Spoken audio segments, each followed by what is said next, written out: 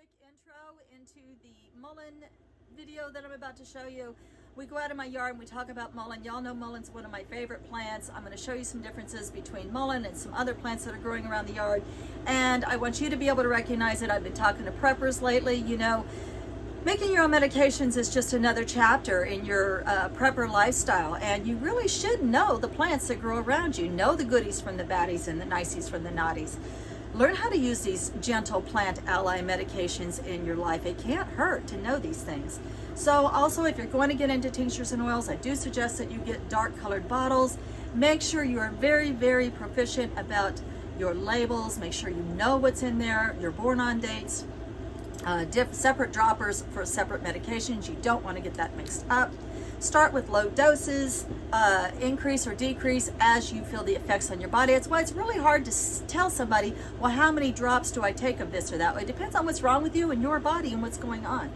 With tinctures, I always give them 6 weeks to brew. I call it brewing. You're not really brewing, it's just sitting there.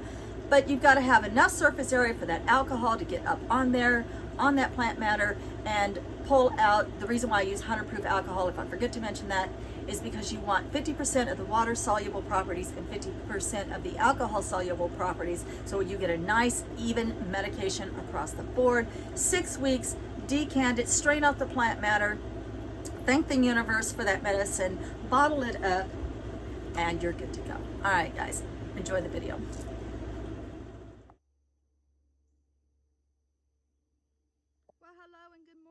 Welcome to Queen Mullein. She's finally blooming for me, so I wanted to show you how beautiful her blooms are.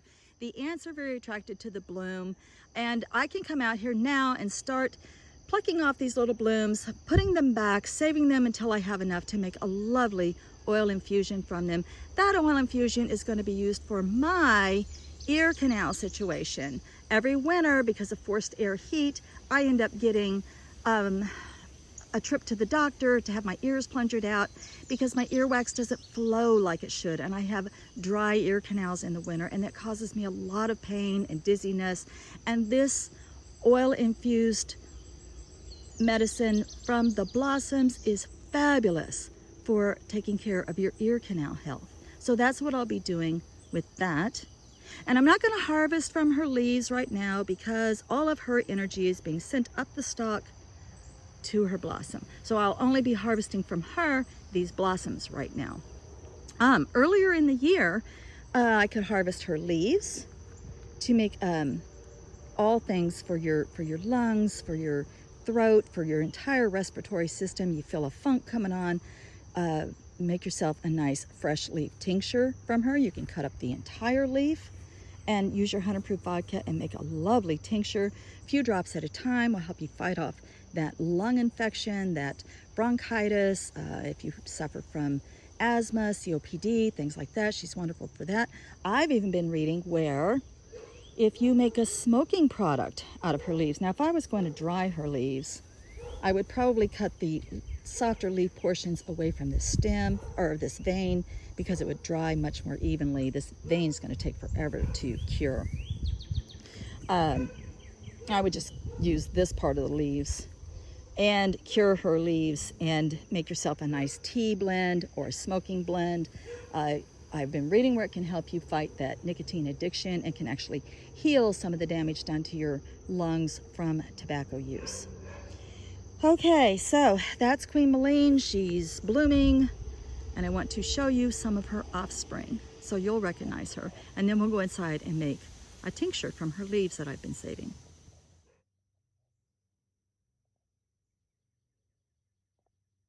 Okay, so I just wanted to show you some baby mulleins that grew over here. Mullein, Queen Mullein, I call her. So I've got some babies over here. And you can always tell your mullein plants, first of all, because of how soft it is. So it's a biennial. So this is what it's going to look like your first year. It's not really going to do much. It's just pretty unassuming little plant. Now, if you look right next door, she's got something here growing that kind of looks like mullein. It's totally not mullein. The leaves are different. They're not soft. It's spiky. It just looks the same. You come over here. This is mullein. This is one plant, 2 plants, 3 plants. So I've got 3 first-year plants here, and I've got a couple over here, quite a bit bigger, growing over here with the zinnia. This is a nice one here. That's a nice first-year plant. And then another one right there. So that's 5. And then I've already moved one baby over into my medicine garden. So it is a biennial plant. So the first year, it's just gonna look like this. Just a rosette of leaves, nothing else, just nice soft leaves. Now I'll show you how I do a tincture.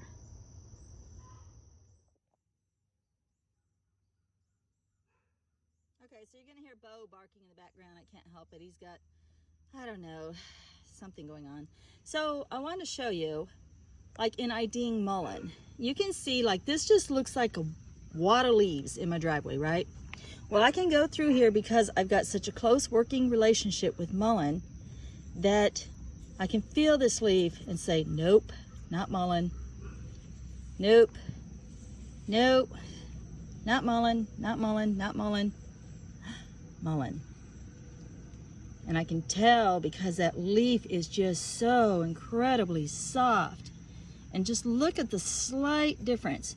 You'll know mullein when you feel her. Here's another one over here. I can tell just by looking. It's just an incredible softness to this plant. Oh, look over here, another one. Just by looking, I can tell. Look at all the baby mullein in here. So yeah, this would give you the impression that she's a little bit invasive, but actually this is like the only patch that I have left of baby mullein. And this was covered in mullein when we first moved here. So this is all that's left. So it's up to me to protect her, nurture her, and put her where I want her so I can ensure she continues to grow.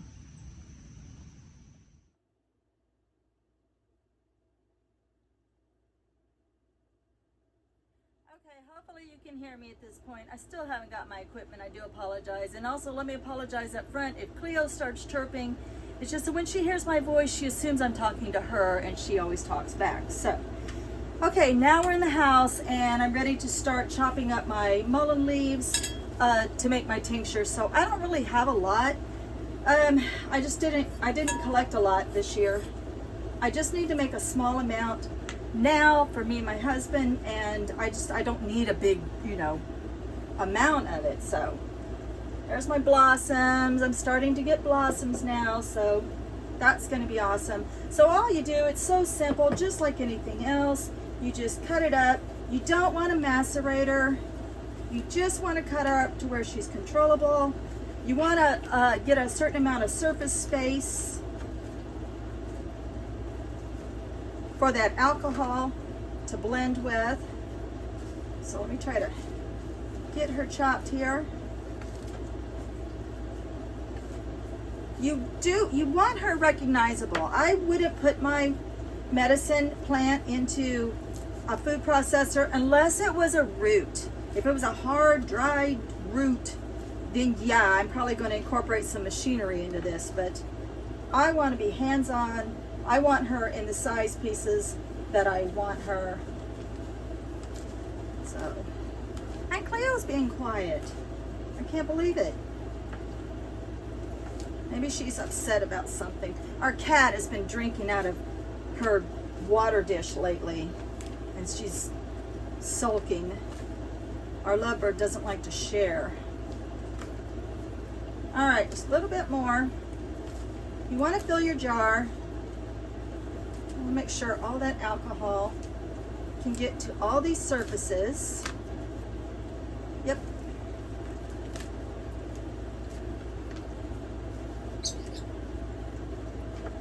I love making my own medicines. It's going to be 97 today. I would rather be in here making medicine than out there messing around. 97. And the humidity is just crazy. And the county did mow down my little field, not my little mini field, but where you saw me getting the clovers.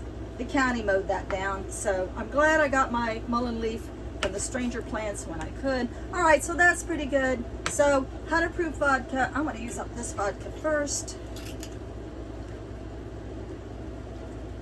Fresh plant material, 100 proof vodka. That's all it is. That's a cool bottle, isn't it? I love that bottle. I gotta use that for something.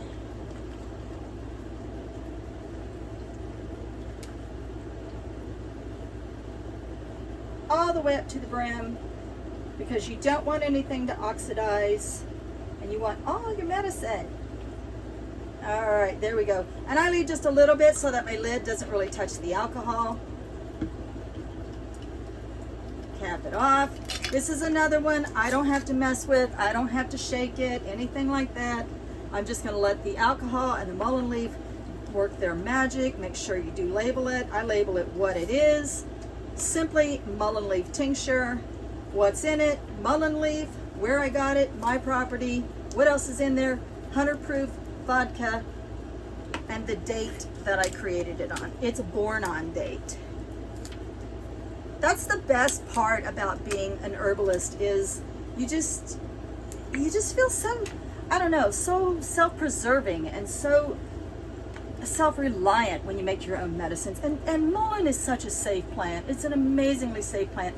I've been reading where it doesn't even really interact with any medications that you might be on, but you definitely want to do that research for yourself, because I doubt the article that I read covers all medications, you know what I mean? So that's it. With the blossoms, I'm just going to start saving them, setting them back, and then I'll make an oil out of those. All right, you guys, love and light. Please take care of your health. Enjoy this beautiful, wonderful summer solstice time of the year. Enjoy those energies. Get out there, discover the plants in your area, and many, many blessings.